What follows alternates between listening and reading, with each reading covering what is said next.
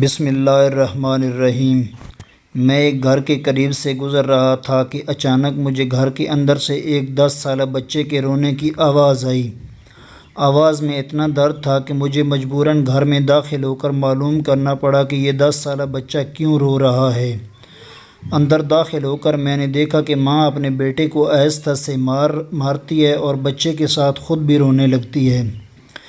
میں نے آگے ہو کر پوچھا، بہن کیوں بچے کو مار رہی ہو جبکہ خود بھی روتی ہو؟ اس نے جواب دیا کہ بھائی آپ کو تو معلوم ہے کہ اس کے والد اللہ کو پیارے ہو گئے ہیں اور ہم بہت غریب بھی ہیں۔ میں لوگوں کے گھروں میں مزدوری کرتی ہوں اور اس کی پڑھائی کا مشکل سے خرچ اٹھاتی ہوں۔ یہ کمبخت سکول روزانہ دیر سے جاتا ہے اور روزانہ گھر دیر سے آتا ہے۔ جاتے ہوئے راستے میں کہیں کھیل کود میں لگ جاتا ہے اور پڑھائی کی طرف ذرا بھی توجہ نہیں دیتا، جس کی وجہ سے روزانہ اپنی سکول کی وردی گندی کر لیتا ہے۔ میں نے بچے اور اس کی ماں کو تھوڑا سا سمجھایا اور چل دیا۔ ایک دن صبح سبزی منڈی کچھ سبزی وغیرہ لینے گیا تو اچانک میری نظر اسی 10 سالہ بچے پر پڑی جو روزانہ گھر سے مار کھاتا تھا۔ کیا دیکھتا ہوں کہ وہ بچہ منڈی میں پھر رہا ہے اور جو دکاندار اپنی دکانوں کے لیے سبزی خرید کر اپنی بوری میں ڈالتے ہیں تو ان سے کوئی سبزی زمین پر گر جاتی اور وہ بچہ اسے فوراً اٹھا کر اپنی جھولی میں ڈال لیتا۔ میں یہ ماجرا دیکھ کر پریشانی میں مبتلا ہو رہا تھا کہ چکر کیا ہے۔ میں اس بچے کو چوری چوری فالو کرنے لگا۔ جب اس کی جھولی سبزی سے بھر گئی تو وہ سڑک کے کنارے بیٹھ کر اونچی آواز لگا کر اسے بیچنے لگا۔ منہ پر مٹی، گندی وردی اور آنکھوں میں نمی کے ساتھ ایسا دکاندار زندگی میں پہلی بار دیکھ رہا تھا۔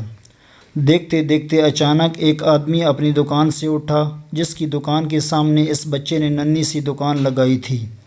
اس شخص نے آتے ہی ایک زوردار پاؤں مار کر اس ننھی سی دکان کو ایک ہی جھٹکے میں ساری سڑک پر پھیلا دیا اور بازو سے پکڑ کر اس بچے کو بھی اٹھا کر دھکا دے دیا۔ ننھا دکاندار آنکھوں میں آنسو لیے دوبارہ اپنی سبزی کو اکٹھا کرنے لگا اور تھوڑی دیر بعد اپنی سبزی کسی دوسری دکان کے سامنے ڈرتے ڈرتے لگا لی۔ بھلا ہو اس شخص کا جس کی دکان کے سامنے اس نے اپنی دکان لگائی۔ اس شخص نے اس بچے کو کچھ نہیں کہا۔ تھوڑی سی سبزی تھی، جلد ہی فروخت ہو گئی۔ وہ بچہ اٹھا اور بازار میں ایک کپڑے والی دکان میں داخل ہوا اور دکاندار کو وہ پیسے دے کر دکان میں پڑا اپنا سکول بیگ اٹھایا اور بنا کچھ کہے سکول کی جانب چل دیا۔ میں بھی اس کے پیچھے پیچھے چل رہا تھا۔ جب وہ بچہ سکول گیا تو 1 گھنٹہ دیر ہو چکی تھی، جس پر اس کے استاد نے ڈنڈے سے اسے خوب مارا۔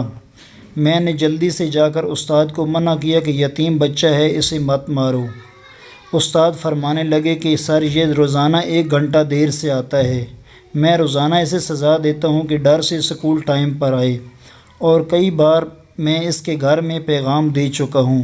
بچہ مار کھانے کے بعد کلاس میں بیٹھ کر پڑھنے لگا۔ میں نے اس کے استاد کا موبائل نمبر لیا اور گھر کی طرف چل دیا۔ گھر جا کر معلوم ہوا کہ میں جو سبزی لینے گیا تھا وہ تو بھول ہی گیا ہوں۔ حسب معمول بچے نے سکول سے گھر آ کر ماں سے ایک بار پھر مار کھائی ہوگی۔ ساری رات میرا سر چکراتا رہا۔ اگلے دن صبح کی نماز ادا کی اور فوراً بچے کے استاد کو کال کی کہ منڈی ٹائم ہر حالت میں منڈی پہنچے، جس پر مجھے مثبت جواب ملا۔ سورج نکلا اور بچے کا سکول جانے کا وقت ہوا اور بچہ گھر سے سیدھا منڈی اپنی ننھی دکان کا بندوبست کرنے نکلا۔ میں نے اس کے گھر جا کر اس کی والدہ کو کہا کہ بہن میرے ساتھ چلو، میں تمہیں بتاتا ہوں آپ کا بیٹا سکول کیوں دیر سے جاتا ہے۔ وہ فوراً میرے ساتھ منہ میں یہ کہتے ہوئے چل پڑی کہ آج اس لڑکے کی میرے ہاتھوں خیر نہیں، چھوڑوں گی نہیں اسے۔ آج منڈی میں لڑکے کا استاد بھی آ چکا تھا۔ ہم تینوں نے منڈی کی 3 مختلف جگہوں پر پوزیشنیں سنبھال لیں اور ننھی دکان والے کو چھپ کر دیکھنے لگے۔ حسب معمول آج بھی اسے کافی لوگوں سے جھڑکیں لینی پڑیں اور آخر کار وہ لڑکا اپنی سبزی فروخت کر کے کپڑے والی دکان کی طرف چل دیا۔ اچانک میری نظر اس کی ماں پر پڑی تو کیا دیکھتا ہوں کہ بہت ہی درد بھری سسکیاں لے کر زاروں قطار رو رہی تھی، اور میں نے فوراً اس کے استاد کی طرف دیکھا تو بہت شدت سے اس کے آنسو بہہ رہے تھے۔ دونوں کے رونے میں مجھے ایسا لگ رہا تھا جیسے انہوں نے کسی مظلوم پر بہت ظلم کیا ہو اور آج ان کو اپنی غلطی کا احساس ہو رہا ہو۔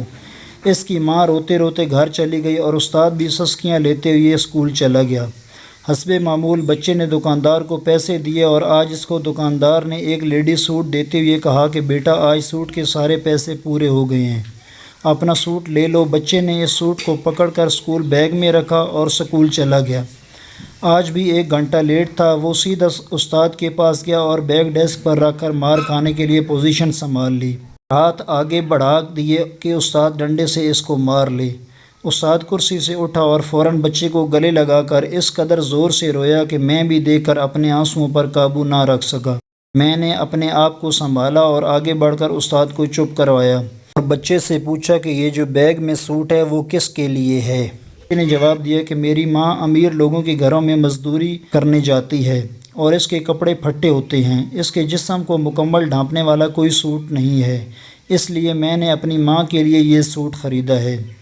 یہ سوٹ اب گھر لے جا کر اپنی ماں کو دو گے؟ میں نے بچے سے پوچھا۔ اس کے جواب نے میرے اور استاد کے پیروں کے نیچے سے زمین ہی نکال دی۔ بچے نے جواب دیا، نہیں انکل جی، چھٹی کے بعد میں اسے درزی کو سلائی کے لیے دے دوں گا اور روزانہ